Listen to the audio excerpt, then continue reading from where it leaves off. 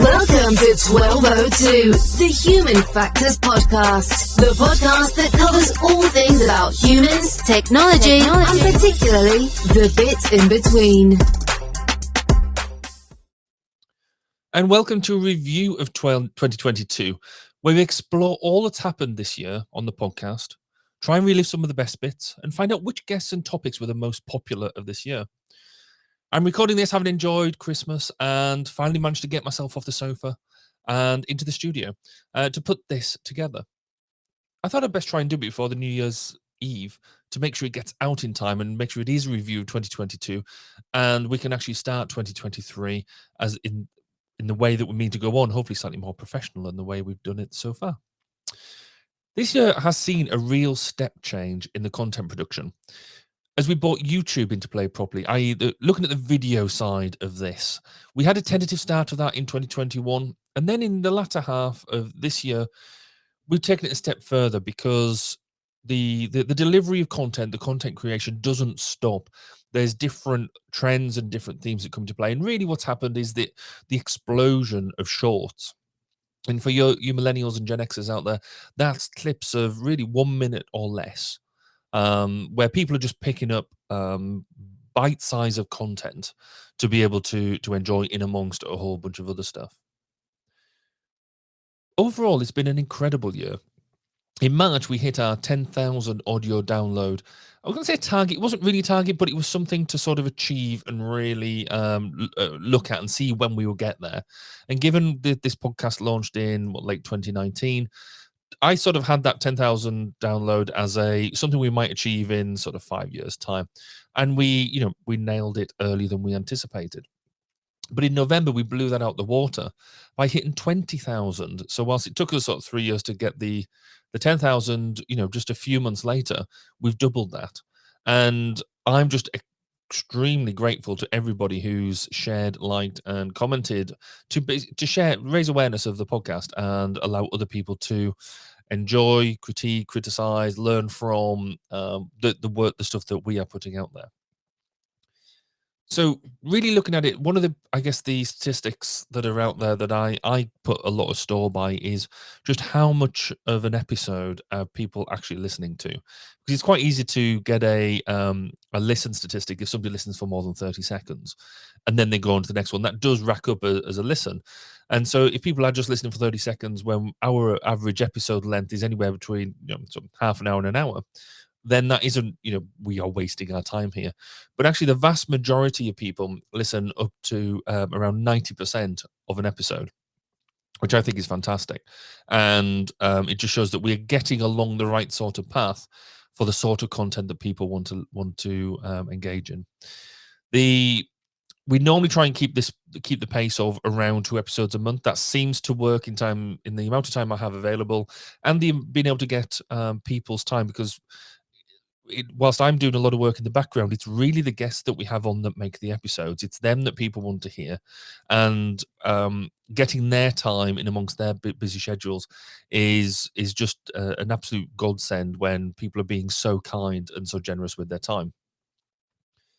So in terms of audio downloads, we sort of did this a bit last year and looked at where people are listening and what people are actually listening to. So around the world, we are very lucky that we seem to have listenership in pretty much every country around the world. But the sort of top 5 that we've got, so in at 5, Germany listens, and they've got around 500 people, or just over 500 people around there who listen. Followed then at 4 by Australia, which has just over 2,000. In the US, 5,500, and topping out, I guess, as we kind of expect, nearly 8,500 people there listening. And that's great, and hopefully we'll grow them numbers in the future. We'll also try and get some more people from around the world to bring up some of this content, and hopefully get some more of them opinions and views in to make them relevant. In terms of actual episodes, about what people are actually listening to. So we kind of look at this in 2 approaches. The first one is just what is the most downloaded episodes within 2022. So out of all the episodes we produced this year, which ones have been downloaded? So at 5 was the discussion I had with Peter Brennan, who talked about the human factors in surgery. Then Tony Andre, where we talked about human factors in healthcare.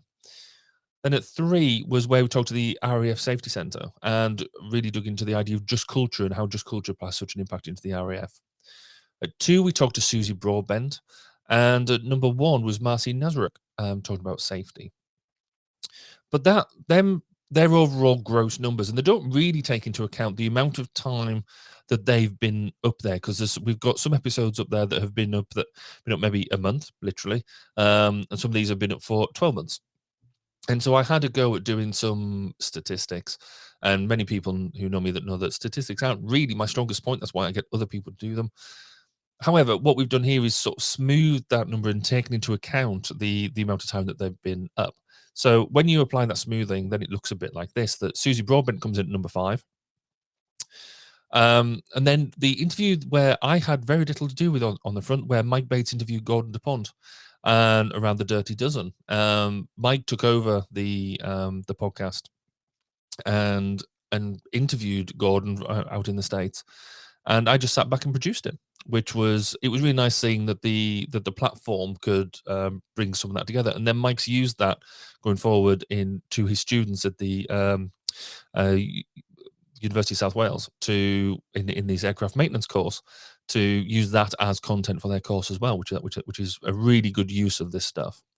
Marcy Nazaruk was at 3, and then Tina Worthy, the Chief Operating Officer at the CIHF, she comes in at 2, telling us everything in the background about how the CIHF runs seemingly flawlessly, despite the small number of staff that they actually have. And then at number 1 is Becky Charles from the Real Accident Investigation Branch, telling us about how the RAIB do their work and how they get involved. I mean, whether all this sort of comes together in real terms, who knows? It's statistics, isn't it? But there's clearly a decent bringing together of what them top audio interviews were, and this is kind of brought out with the video statistics as well. So now we can get statistics from YouTube about what people are watching, and again so at the top 5 with that. So at 5 is Tony Andre, at 4 is Becky Charles, 3 is the RAF Safety and Just Culture, 2 Marcy Nazaruk, and number 1 Peter Brennan. And it's in and around the same sort of topics and people. So it sort of makes it feel like I've got a fairly good grip on just what people have most enjoyed listening to. And I mentioned at the top that we sort of got into this idea of shorts, the 1 minute or less videos. And the most successful one I've done, though I'll qualify that by saying at this point we've only put out, I think, 5 or 6 now. But the most successful one was where the team at NASA explained what Orion is in the context of the Artemis mission. The Orion program is just one small element of the overall Artemis program, through which we're trying to return humans to the moon for the first time since those days. So our focus is on the Orion spacecraft, which will carry the crew. We can support 4 astronauts in space for up to 21 days in the Orion spacecraft. Now, if you've engaged with some of our some of the shorts, and that's led you to then go on and listen to the full episode, I'd really be keen to get your feedback and see what you thought. And equally, if you've seen the short but not gone on to see the episode, why not? I'd be keen to know if there is a correlation there, or is it just nice just to have the content in a different way. We've also used our channels here to share the content from our sister podcast, Human Factors Cast, which has included the weekly live content that, from a UK perspective, we do between 10 and midnight normally on a Thursday. And that includes seeing the live element of the pre-show, the live recording of the show itself, and a post-show half hour of us decompressing after doing the recording, where people can comment and interact with us, which that's proved to be a really good fun thing that we push through this platform as well. But we also did a bit of a first, where we did a 10-hour live stream from HFES from their annual meeting in Atlanta. And that was a real first for me. First time doing proper live streaming like that, but also for such a period of time. basically been sat in here, so I didn't get the fun of going to Atlanta like Nick Rome did. He manned it all from physically from the venue, and I just got to sit here and remote in and engage with that. But it was really good fun. We interviewed something like 12 is it 12 or 14 different people, as well as seeing some of the keynote speeches that were going on. And so that was just a brilliant way that this technology is allowing us to talk to different people. And as part of that, I had to go developing our first ever video advert, which was fun to produce, possibly a bit long at the moment. There's some bits, probably a bit more tweaking and editing we can do. But as a first go, and having to produce it under a bit of a deadline, teaching myself some of this stuff as we go. So again, thank goodness for other content creators who are very free with their time and capability, that you can just spend a fair bit of time on YouTube and learn some tips and tricks. And you can see that for yourself here. Spacecraft, railway locomotives, nuclear submarines, healthcare, jet aircraft, these are all examples of highly technical systems and organisations, and all have one particular thing in common. They all involve humans. Humans who want to do amazing things and are using technology to achieve them. They all have something else in common. They have amazing people ensuring that the users who are involved can do what they need to do, are safe when they do so, and have the optimum user experience. These people are human factors practitioners, and on 1202, the Human Factors podcast, they talk to me, Barry Kirby, about what they do, sharing their career paths, highlighting their ideas and best practices, and fundamentally raising awareness of our discipline. Find us on 1202podcast.com, on social media, and on your favourite podcast directory, because it's more than just common sense.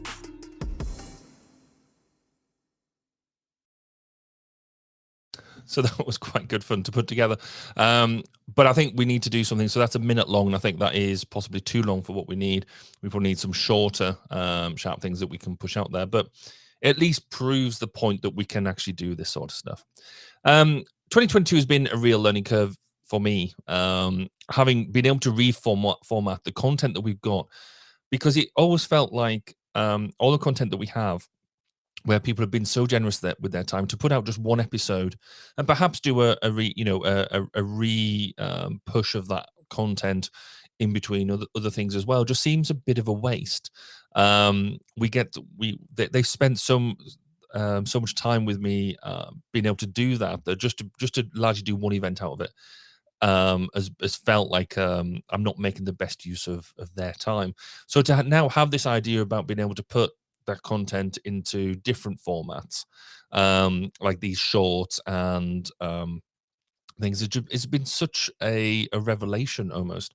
So going from that simple audio output, where it was literally just an audio output, and if you didn't listen to podcasts, you weren't going to find it, we now have presence on TikTok, Instagram, Facebook, YouTube, and LinkedIn. And I think this is a critical step. If the overall aim of this podcast is to bring that human factors message to new people and new domains, as well as try and reach practitioners who maybe don't recognize themselves as human factors practitioners because they don't really understand what it is that we do, but actually they are. They're doing that sort of stuff. It means that we need to do more of this. But also working in these different formats and doing this does actually drive a significant amount of overhead. The ability to do audio editing is actually relatively simple. I can normally get an episode out relatively quickly after we've done it from the audio side of things. But the video side, if we're going to do more than simple editing, is it takes time, and it takes significant processing power. So we're going to have to look about how we ensure the regularity of what we do and the quality of output, because there are people who are doing it. If we have the simple distractions, so such as behind me having the scene set right because this isn't good enough anymore, we're going to have to change our things around and make sure we don't have the distractions going on, and make sure that the audio and the video quality that we're putting out is good enough, because it's not just enough now just to throw content out there. It's got to be, people expect a level of quality, despite the other people who are doing this sort of stuff are putting, they are generating revenue out of it, which we not really. We are using this to inform. But if we're not generating it at the right level of quality, then people will just turn away anyway. So Dan, all of you other content creators are producing really good stuff because you're really pushing the bar higher. But I think overall, that's next year's challenge. Let's get this year out of the way. So that's really it now. I just wanted to really reflect on where we've been. And I wanted to say thank you. Thank you for all of your support this year. Your comments, your shares, your likes are truly appreciated because they help me guide who we go, where we talk to.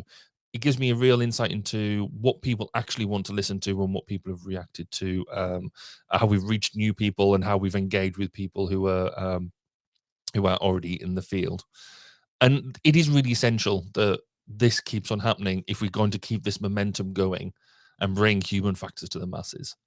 So I thank you for doing what you're doing. I would really ask that you do share, tell your friends, tell your colleagues, and tell me what it is that you would like to hear about in 2023. But with that, I wish you all the best for the new year and seeing you all in 2023.